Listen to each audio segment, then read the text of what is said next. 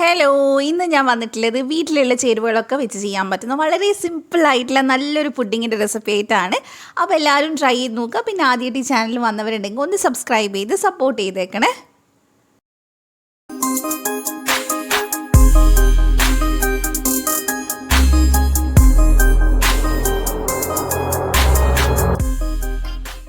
അപ്പോൾ ഇതുണ്ടാക്കാനായിട്ട് ആദ്യം തന്നെ നമുക്ക് വേണ്ടത് റോബസ്റ്റ പഴമാണ്. അപ്പം മീഡിയം സൈസിലുള്ള ഒരു പഴുത്ത റോബസ്റ്റ പഴം എടുത്തിട്ടുണ്ട്. അപ്പോൾ അത് നമുക്കൊരു സോസ് പാനിലേക്ക് ഇട്ട് കൊടുക്കുക. റോബസ്റ്റ പഴത്തിന് പകരം നിങ്ങൾക്ക് വേണമെങ്കിൽ 2 ചെറുപഴം എടുത്താലും കുഴപ്പമൊന്നുമില്ല. ഇനി നമുക്കിത് നന്നായിട്ട് ഉടച്ചെടുക്കുക. കൈ വെച്ച് തന്നെ ചെയ്തെടുത്താൽ മതി, ഇല്ലെങ്കിൽ ഫോർക്ക് വെച്ചിട്ട് ചെയ്യാം. അപ്പോൾ നന്നായിട്ട് നമ്മളിത് ഉടച്ചെടുത്തിട്ടുണ്ട്. നമ്മൾ മിക്സിയിട്ട് അടിച്ചെടുക്കരുത്, കാരണം ചെറിയ ചെറിയ പീസായിട്ട് കിടക്കുമ്പോഴാണ് നല്ല ടേസ്റ്റ് ഉണ്ടാവുക. അപ്പോൾ നന്നായിട്ട് ഞാനിത് ഉടച്ചിട്ട് ഇതൊന്ന് മാറ്റി വെക്കുന്നുണ്ട്. അപ്പോൾ ഇനി നമുക്ക് ഇതിനകത്തോട്ട് ഒരു 1/4 കപ്പ് കോൺഫ്ലോർ ചേർത്ത് കൊടുക്കുക. അതിൻ്റെ കൂടെ തന്നെ നമ്മൾ മധുരത്തിനൊരു 1/4 കപ്പ് പഞ്ചസാര ചേർത്ത് കൊടുക്കുന്നുണ്ട്. പിന്നെ നമുക്ക് വേണ്ടത് 2 കപ്പ് പശുമ്പാലാണ് കേട്ടോ. അപ്പോൾ ഞാൻ ആദ്യം കുറച്ച് ഒഴിച്ച് കൊടുക്കുന്നുണ്ട്, ഇതൊന്ന് മിക്സ് ചെയ്തെടുക്കാൻ വേണ്ടിയിട്ടാണ്.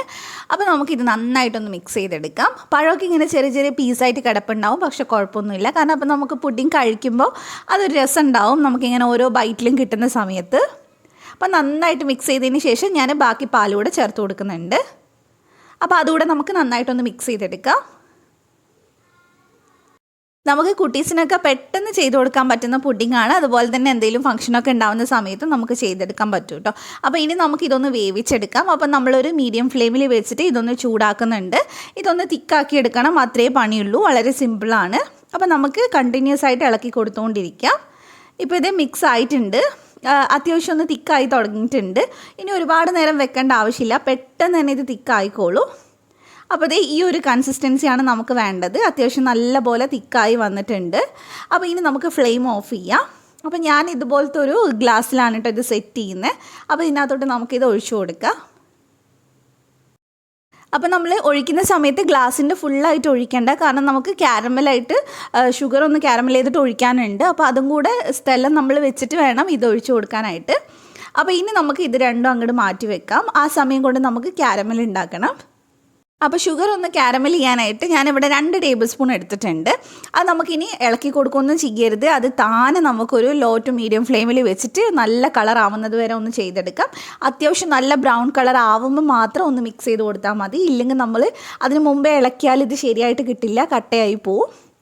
ഇനി നമ്മൾ ഒരുപാട് നേരമായിട്ട് ചെയ്യേണ്ട ആവശ്യമില്ല, കാരണം കയ്പ്പ് ടേസ്റ്റ് വരാൻ സാധ്യതയുണ്ട്.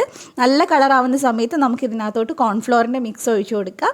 1 ടീസ്പൂൺ കോൺഫ്ലോറിലേക്ക് 1/2 കപ്പ് വെള്ളം ഒഴിച്ചിട്ട് അതാണ് നമ്മൾ ഇതിലേക്ക് ചേർത്ത് കൊടുത്തിട്ടുള്ളത്. അപ്പോൾ ആ മിക്സ് ഒഴിക്കുന്ന സമയത്ത് തന്നെ നമ്മുടെ ആ ഷുഗർ നന്നായിട്ട് കട്ട പിടിക്കും. അപ്പോൾ പെട്ടെന്ന് തന്നെ നമുക്ക് നന്നായിട്ട് ഇളക്കി കൊടുക്കാം.